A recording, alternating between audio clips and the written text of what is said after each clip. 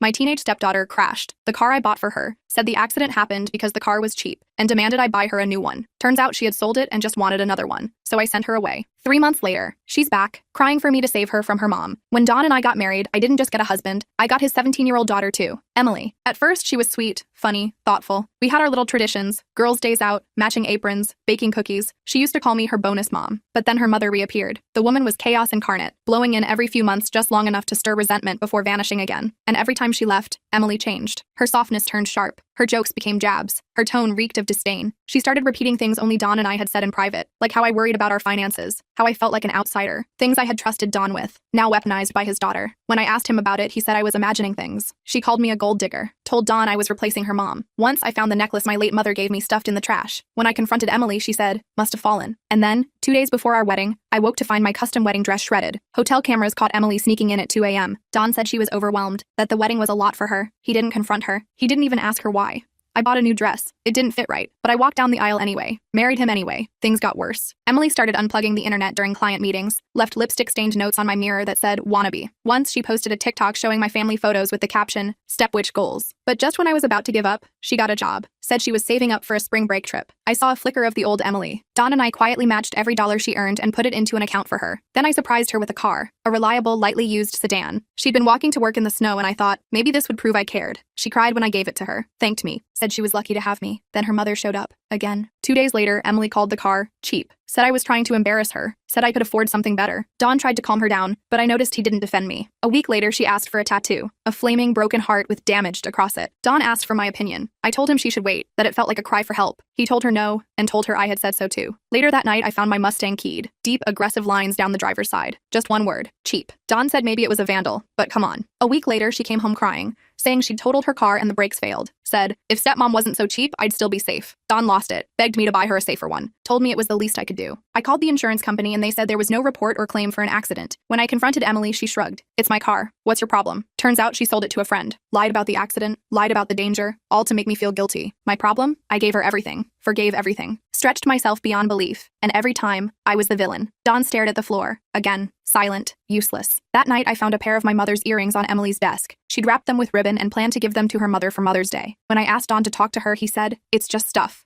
I said, no, it's me. I'm the stuff. Disposable, replaceable. He didn't answer. So he told Emily she'd be staying with her mom for a few months. A trial run. She smiled like she'd won. I thought that would be the end of it. 2 months passed, and just when I thought I'd finally gotten peace, Emily called. Said living with her mom wasn't what she thought it'd be. Said she missed us. Missed me. She showed up at our door with puffy eyes and an apology I never thought I'd hear. I was wrong. I'm sorry. Can I come home? And for the first time, it felt like maybe this war wasn't lost. Until yesterday, when Don told me Emily's mom gave him an ultimatum that had me wishing I never said yes to his proposal. I was making dinner when Don came home. He looked terrible. His face was pale and he kept running his hands through his hair. I knew something was wrong right away. He sat at the kitchen counter and just stared at his phone for a while. I turned the stove off and asked him what happened. That's when he dropped the bomb. Apparently, Emily's mom, Vanessa, had called him earlier. She told Don that Emily needed to come back home with her permanently, not just for a visit, but for good. She threatened to take him to court for full custody if he didn't agree. I couldn't believe what I was hearing. After all the drama, after everything we'd been through, Vanessa wanted to play mom again? Don showed me the text messages. Vanessa claimed Emily was suffering emotional distress living with us, that I was the cause of it all. She even had the nerve to say Emily needed therapy because of me. The woman who abandoned her daughter repeatedly was now acting like mother of the year. I asked Don what he planned to do. He just shrugged and said he needed to think about it. That's when I lost it. I reminded him how Vanessa had disappeared for months at a time, how she'd missed birthdays, school events, everything. I pulled up old texts where Emily herself had complained about her mom's flakiness. Don just nodded along, not really committing to anything. That night, I couldn't sleep. I kept thinking about Emily's tearful return just a week ago, how genuine she'd seemed, how I'd actually started to believe we could fix things. I wondered if this was all part of some elaborate plan between her and Vanessa. Get back in our good graces, then hit us with custody threats. It felt too calculated. The next morning, I found Don on the phone in his office. He was talking to Emily. I stood by the door, not wanting to interrupt. He was asking her if she was happy here, if she wanted to stay with us. I couldn't hear her responses, but Don's face told me everything I needed to know. He looked relieved, even smiled a few times. When he hung up, he told me Emily wanted to stay with us, that she talked to her mom. I should have felt better, but something still didn't sit right. I decided to check Emily's room while she was at school. I know,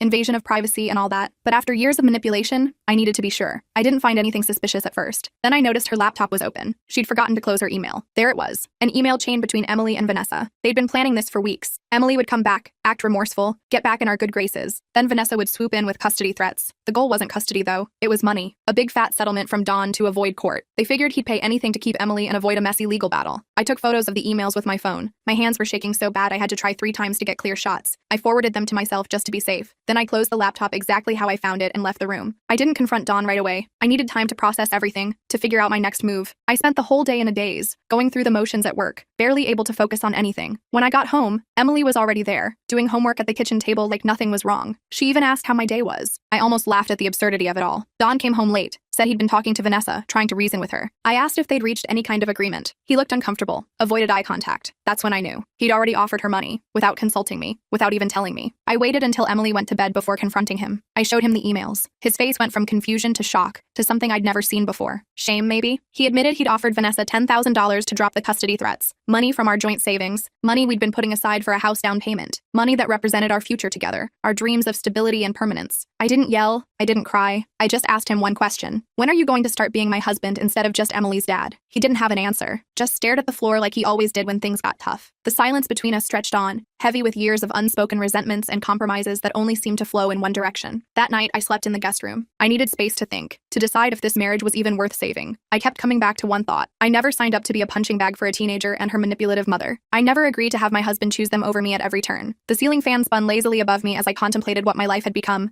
and what it could be if I finally chose myself. The next morning, I woke up to Emily making breakfast. Pancakes, my favorite. She was all smiles, asking if I wanted coffee, if I slept well. The performance was Oscar-worthy. I played along, thanked her for breakfast, told her it was delicious, all while knowing exactly what she was up to. Behind her practiced smile, I could see the calculation in her eyes, the same look I'd seen so many times before. Don came down a few minutes later. He looked like he hadn't slept at all. Emily immediately switched her attention to him, asking if he wanted pancakes too. I watched their interaction closely, the way she touched his arm, the way she called him daddy, like she was still 5 years old. It was manipulation 101, and Don was falling for it all over again. I excused myself, said I needed to get ready for work. As I was leaving the kitchen, I heard Emily ask Don if he'd taken care of things with Mom. My blood boiled. I wanted to turn around and confront them both right there. Instead, I went upstairs and got dressed. I needed to be strategic. Emotional outbursts wouldn't help me now. At work, I called my friend Melissa. She'd been through a nasty divorce a few years back and had given me advice throughout my struggles with Emily. I told her everything. The emails, the money, Don's betrayal. She listened without interrupting, then suggested I talk to a lawyer. Not necessarily for divorce, but to understand my options, to protect myself financially at the very least. I made an appointment with her attorney, Russell, for that afternoon. I told my boss I had a doctor's appointment and left early. Russell was straightforward and practical. He explained that since Don had taken money from our joint account without my consent, I had grounds to separate our finances immediately. He helped me draft a letter to our bank and advised me to open my own account right away. When I got home that evening, Emily was out with friends. Don was waiting for me in the living room. He looked nervous, said we needed to talk. I braced myself for another round of excuses, another plea to understand Emily's perspective. Instead, he handed me a check. It was for $10,000, the exact amount he'd promised Vanessa. He explained that after I showed him the emails,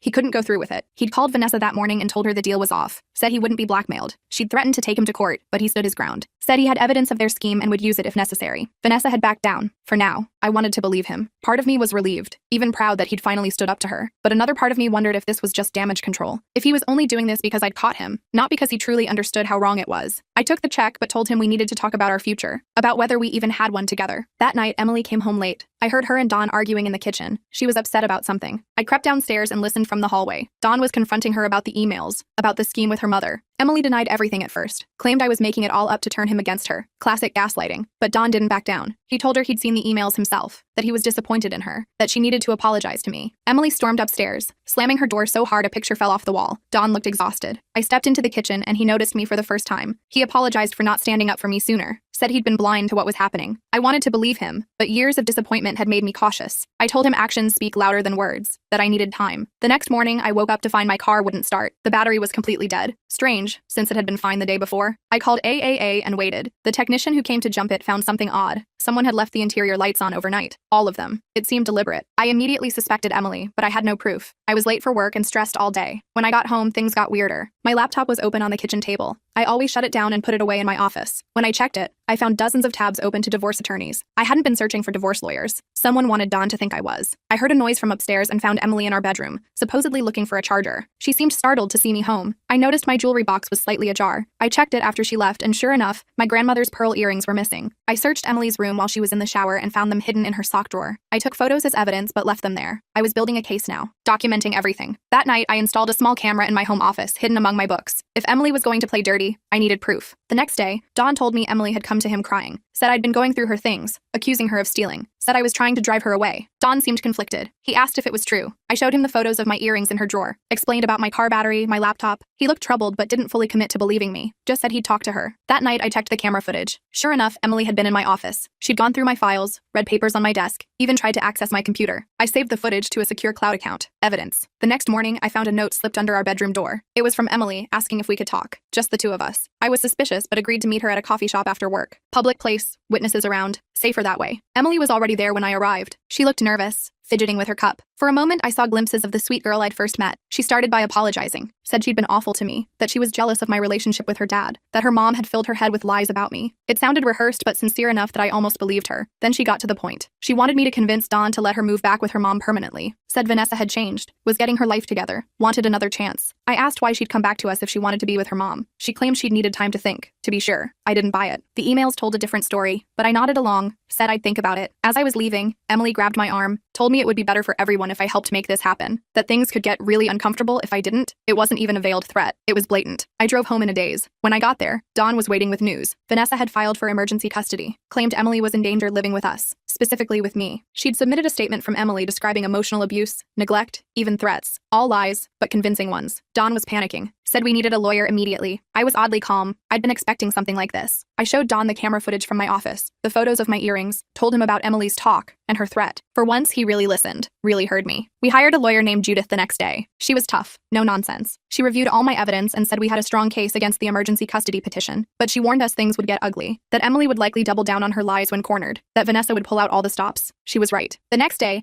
I found my work email had been hacked. Someone had sent inappropriate messages to clients from my account. I spent hours doing damage control, calling clients to explain. My boss was understanding but concerned. I knew it was Emily. Had to be. But proving it would be nearly impossible. That night, I heard Emily on the phone in her room. She was talking to someone, laughing about how the plan is working perfectly. I recorded it through the door. More evidence. When I played it for Dawn, he finally seemed to fully grasp what we were dealing with. His face hardened in a way I'd never seen before. He looked determined, angry even. The next day, Dawn did something that shocked me. He called Emily's school counselor, a woman named Lauren who'd known Emily for years. He explained the situation and asked if she'd noticed any concerning behavior. Lauren confirmed what we suspected. Emily had been spinning elaborate stories about me for months, had claimed I was abusive, controlling, even violent. All lies designed to build a case against me. Lauren agreed to provide a statement about Emily's history of manipulation and lying. It was a breakthrough, a neutral third party who could vouch for my character and call Emily's credibility into question. I felt a glimmer of hope for the first time in weeks. That evening, Emily came home with a bruise on her arm, a big, ugly purple mark. She made a show of hiding it, wincing when Dawn asked about it. When pressed, she claimed I'd grabbed her during an argument, said it happened that morning before school. Dawn looked at me, confusion and doubt in his eyes. I felt sick. I hadn't even seen Emily that morning. She'd left for school before I woke up. I denied it immediately, reminded Dawn I'd been at work all day. Emily stuck to her story, even crocodile tears streaming down her face. I suggested we check the security camera at the front door. We'd installed it after the car keying incident. It would show exactly when she left that morning. The footage clearly showed Emily leaving for school at 7:15 a.m., no bruise visible, wearing a short-sleeved shirt. I'd left at 8:30. There was no interaction between us. When confronted with this evidence, Emily claimed the bruise happened the night before, changed her story completely. Dawn finally saw the manipulation for what it was. That night, Dawn slept in our bed for the first time in days. He apologized for doubting me, for not seeing the truth sooner, said he'd been blind because he couldn't bear to think his daughter was capable of such calculated cruelty. I understood. It's hard to accept that someone you love could be so deliberately hurtful. The next morning, we met with Judith again, showed her all our new evidence. She was impressed with our documentation but warned us that the custody hearing was still going to be challenging. Vanessa had hired a sleazy but effective attorney named Walter, who specialized in high-conflict custody cases. He had a reputation for coaching clients to exaggerate or even fabricate abuse claims. As we were leaving Judith's office, I got a call from my boss. Someone had filed a harassment complaint against me at work, claimed I'd been sending threatening messages. HR was investigating. I knew immediately it was another of Emily's schemes, another attempt to destroy my life piece by piece. I explained the situation to my boss as best I could without sounding paranoid. Thankfully, he'd known me for years and found the accusations hard to believe. He promised to handle the investigation fairly. Still, the stress was taking its toll. I could barely eat or sleep, was constantly looking over my shoulder, waiting for the next attack. That weekend, things escalated further. Emily accidentally spilled bleach on my favorite dress, claimed she was trying to help with laundry. Then she deleted important work files from my laptop while I was in the shower, said she'd been looking for a game to play and must have clicked the wrong thing. Each incident on its own could be explained away as an accident. Together, they formed a clear pattern of sabotage. Dawn finally took decisive action. He sat Emily down for a serious talk, told her he knew what she was doing, that it had to stop immediately, that if she continued, there would be consequences. She denied everything, of course, played the victim. But Dawn didn't waver. He told her she was grounded until further notice. No phone, no computer except for schoolwork, no going out with friends. Emily was furious.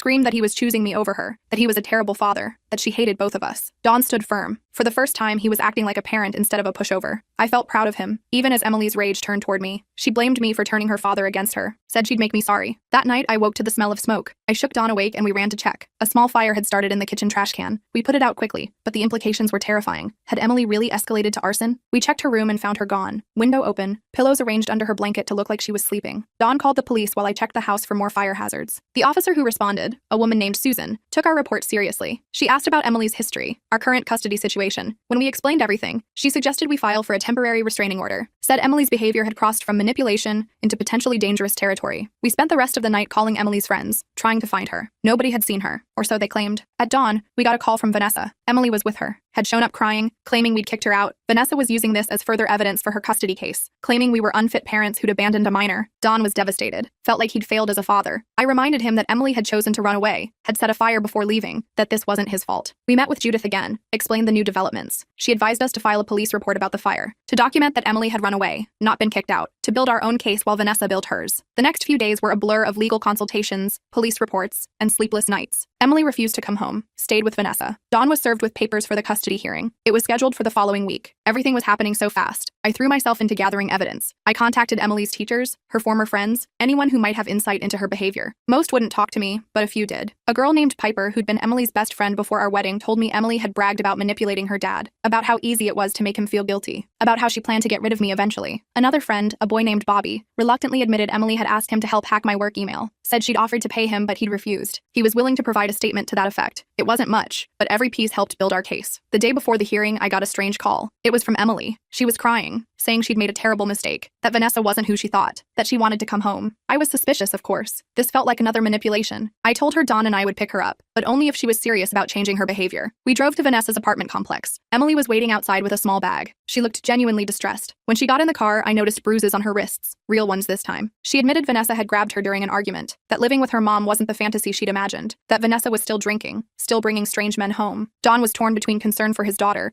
and suspicion of another con. I suggested we take Emily to the emergency room to document the bruises. If she was telling the truth, we'd need evidence. If she was lying, the medical examination would reveal that too. Emily agreed immediately, which surprised me. Maybe she really was telling the truth this time. At the hospital, a doctor named Jerry examined Emily's injuries, confirmed they were consistent with someone grabbing her forcefully. Emily gave a statement to a social worker, describing Vanessa's behavior in detail, how she'd been coaching Emily to lie about me, how she'd promised Emily a percentage of any settlement they got from Dawn, how she'd turned violent when Emily said she wanted to drop the whole thing. It was a complete reversal of everything that had happened before. The custody hearing was less than 24 hours away, and suddenly our star witness against us was switching sides. I didn't know whether to believe Emily or not. Her tears seemed genuine, but I'd been fooled before, many times. That night, Emily stayed in her room. Dawn and I talked for hours about what to do, whether to trust her latest change of heart, whether to use her new statement against Vanessa at the hearing. It felt like we were playing chess with a grandmaster, always several moves behind. In the morning, as we prepared to leave for court, Emily asked to speak with me alone. Dawn was reluctant, but agreed. Emily looked me in the eyes, something she rarely did when lying, and apologized, not just for recent events, but for everything, for the wedding dress, for the keyed car, for the stolen jewelry, for all of it. She admitted Vanessa had been manipulating her for years, playing on her insecurities, her fear of abandonment. I wanted to believe her, wanted to think the sweet girl I'd first met was still in there somewhere, but I'd been burned too many times. I told her actions speak louder than words, that real change takes time to prove. She nodded, said she understood, asked if she could still come to court with us, said she wanted to tell the truth for once. As we drove to the courthouse, I couldn't help wondering if this was just another act, another manipulation, another trap. But for the first time in a long time, I also felt a glimmer of hope. Maybe, just maybe, we'd finally reached a turning point. Maybe the war wasn't lost after all. We pulled into the courthouse parking lot 20 minutes early. My stomach was in knots. Emily sat quietly in the back seat, fidgeting with her phone case. Dawn kept checking his watch every 30 seconds like it might suddenly show a different time. None of us wanted to be the first to get out of the car. I spotted Vanessa's red SUV pulling in a few spots away. She got out wearing this ridiculous outfit, like she was going to Sunday church instead of a custody hearing. All proper and put together. Nothing like the chaotic mess I knew her to be. A skinny guy in a cheap suit followed her. Must have been Walter, her attorney. That's her, Emily whispered from the back seat. She doesn't know I'm coming with you guys. Dawn turned around. You sure about this, Em? You don't have to testify if you're not ready. I watched Emily's face carefully, looking for signs of deception, but she just nodded and grabbed her bag. I'm sure, Dad. I need to fix what I broke. We walked into the courthouse together. Judith was waiting for us in the lobby, looking sharp in her navy pantsuit. Her eyebrows shot up when she saw Emily with us. I quickly explained the situation while Dawn checked us in at the front desk. This changes things, Judith said, pulling me aside. If Emily testifies about Vanessa's manipulation, it strengthens our case considerably, but the judge might see it as coaching or coercion on our part. I hadn't thought of that. She came to us voluntarily. We have hospital records from last night documenting her injuries. Judith nodded. Good, that helps. but be prepared for Walter to paint this as a last-minute ploy. We were directed to a small courtroom on the second floor. Vanessa was already inside, whispering furiously with Walter. When she spotted Emily with us, her face went through about 5 different emotions in 3 seconds. Shock, anger, confusion, calculation, then this weird fake concern. "Emily!" she called out, rushing over. "Honey, what are you doing with them? Are you okay?" Emily stepped behind me slightly. "I'm fine, Mom. I'm here to tell the truth." Vanessa's eyes narrowed at me. "What did you do to her? What did you say?" Before I could respond, the bailiff called for order. We took our seats on opposite sides of the room. The judge, an older woman named Judge Greer according to the nameplate, entered and called the case. Walter went first, painting this dramatic picture of me as the evil stepmother. How I'd alienated Emily from her mother, how I'd been emotionally abusive, how Don was too weak to protect his daughter from my reign of terror. It was so over the top I almost laughed. Except nothing about this situation was funny. Judith was calm and methodical in response. She presented our evidence chronologically. The wedding dress incident, the keyed car, the stolen jewelry, the faked accident with the car I bought her, the emails between Emily and Vanessa planning the extortion scheme. With each piece of evidence, I watched Vanessa's face get redder and redder. Then came the bombshell. Judith called Emily to testify. Walter objected immediately, claiming we'd coerced her. The judge overruled him but said she'd be watching for signs of coaching. Emily took the stand looking nervous but determined. She started by admitting everything she'd done to me. Every manipulation, every lie, every act of sabotage. She explained how Vanessa had encouraged her behavior, promised her money if they could get Don to pay up. She told me if I made life miserable enough for them, Dad would pay anything to make it stop, Emily said, her voice shaking. She said we could split the money and move to Florida. Walter tried to paint Emily as confused, as being manipulated by us now instead of before, but Emily stood firm. She showed the judge her bruised wrists, explained how Vanessa had grabbed her when she said she wanted to come home. "I was wrong about my stepmom," Emily said, looking at me. "She tried so hard with me, and I was awful to her. I believed all these things my mom said about her, but none of it was true." The judge asked Emily several direct questions, about why she'd changed her story, about whether anyone had pressured her to testify, about what she wanted to happen now. Emily answered everything clearly, without the dramatic flair she usually employed. When it was Vanessa's turn to testify, things got weird. She denied everything at first, said Emily was lying, that I'd brainwashed her. But Judith was ready. She presented printouts of the emails between Vanessa and Emily, phone records showing they'd talked for hours right before Emily's accidents and accusations, bank statements showing Vanessa had already spent some of the money Don had initially offered her. Vanessa cracked under the pressure, started contradicting herself, first claiming she never asked for money, then saying she deserved compensation for emotional distress. The judge wasn't buying any of it. After about 3 hours of testimony, Judge Greer called a short recess to review all the evidence. We sat in the hallway, not talking much. Don held my hand tightly. Emily sat across from us, looking exhausted. "I'm sorry," she said suddenly, "for everything. I know that doesn't fix it, but I am." I nodded, not quite ready to forgive her completely. "Why the change of heart? Really?" Emily looked down at her hands. "When Mom grabbed me like that, it scared me. And I realized I was becoming just like her. Manipulative, mean, using people. I don't want to be that person." Don put his arm around her. "We've all made mistakes here, Em. Me especially. I should have protected both of you better." When we were called back in, Judge Greer didn't waste time. She denied Vanessa's petition for custody, ordered her to stay at least 100 yards away from our home, recommended therapy for Emily to deal with the manipulation she'd experienced, and most surprisingly, she referred Vanessa's case to the district attorney for possible charges of contributing to the delinquency of a minor and attempted extortion. Vanessa lost it, started screaming about how unfair it all was, how we'd rigged the system against her. The bailiff had to escort her out. Walter just packed up his briefcase and left without a word. Guess he knew a lost cause when he saw one. Outside the courthouse, I felt this weird lightness, like I could finally breathe again after months of holding my breath. Don hugged me tight, whispering thank you over and over in my ear, for sticking with him, for fighting for our family, for not giving up when it would have been easier to walk away. The drive home was quiet but not tense. Emily asked if she could start seeing a therapist right away, said she wanted to understand why she'd been so easily manipulated, why she'd wanted to hurt me so badly. I told her we'd find someone good. That night, after Emily went to bed, Don and I sat on the porch swing, the same one where he'd proposed to me 3 years earlier. He took my hand, apologized again for not seeing what was happening. "I was so afraid of losing her that I almost lost you," he said. "I won't make that mistake again." I believed him, but I also knew we had a long road ahead. Trust doesn't rebuild overnight. Neither do relationships. I told him we needed couples counseling, boundaries with Vanessa, and clear consequences if Emily ever pulled anything like this again. The next few weeks were challenging. The court victory was just the beginning of our healing process. Emily started therapy with Dr. Sean, a psychologist specializing in family dynamics and teen behavior. Don and I began couples counseling with Dr. Marcus, who helped us establish healthier communication patterns and boundaries. I was still wary around Emily, and she seemed to understand that earning back trust would take time. Don struggled too, balancing his roles as father and husband, learning to stand firm when necessary. We had setbacks. Emily would occasionally slip into old patterns when stressed, though she'd catch herself more quickly. Don sometimes reverted to people-pleasing when conflicts arose. I had moments where my resentment bubbled up, making me cold and distant. But we were committed to the process. We established clear house rules with consistent consequences. We had weekly family meetings where everyone could voice concerns in a structured environment. Emily gradually took more responsibility for her actions without prompting. 2 months after the hearing, Vanessa pled guilty to reduced charges. The court mandated counseling and parenting classes, and restricted her to supervised visits with Emily until she turned 18. Emily seemed relieved by this arrangement, saying she needed time to heal without her mother's influence. By the 3rd month, Small but meaningful changes were evident. Emily began helping around the house without being asked. She'd make coffee for me in the mornings before school. Once, when I mentioned missing a necklace, she immediately emptied her jewelry box to prove she hadn't taken it. I found it later in my gym bag. Don became more assertive in setting boundaries with both Emily and Vanessa. He no longer flinched when confrontation was necessary. One evening, about 4 months after the hearing, I came home late from work to find Emily in the kitchen. She'd baked chocolate chip cookies, the same ones we used to make together when she first moved in. She'd even worn the matching apron. "I found these in the back of the pantry," she said, gesturing to the aprons. "Remember how we used to wear them every Sunday?" I nodded, not trusting myself to speak. It had been our thing, before everything went sideways. "Doctor, Sean says I should try to rebuild positive traditions," Emily continued, looking nervous. "If that's okay with you." I grabbed the other apron. "The cookies look good, but you forgot the secret ingredient." "Cinnamon," we said at the same time, and for the first time in forever, we both genuinely smiled. Don found us like that when he got home, covered in flour, laughing about some dumb joke. The look on his face was worth all the drama we'd been through. Pure relief. Like maybe, just maybe, his family wasn't broken beyond repair. We weren't magically fixed. Emily still had moments of attitude, especially when she was tired or stressed. I still had trouble trusting her completely. Don still sometimes tried too hard to please everyone, but we were trying, actually communicating instead of just reacting. Vanessa eventually completed her court-mandated programs. She began supervised visits with Emily once a month. These were tense at first, but gradually became more productive as Vanessa worked through her own issues. Emily maintained healthy boundaries during these visits, something Dr. Sean had helped her practice. 6 months after the hearing,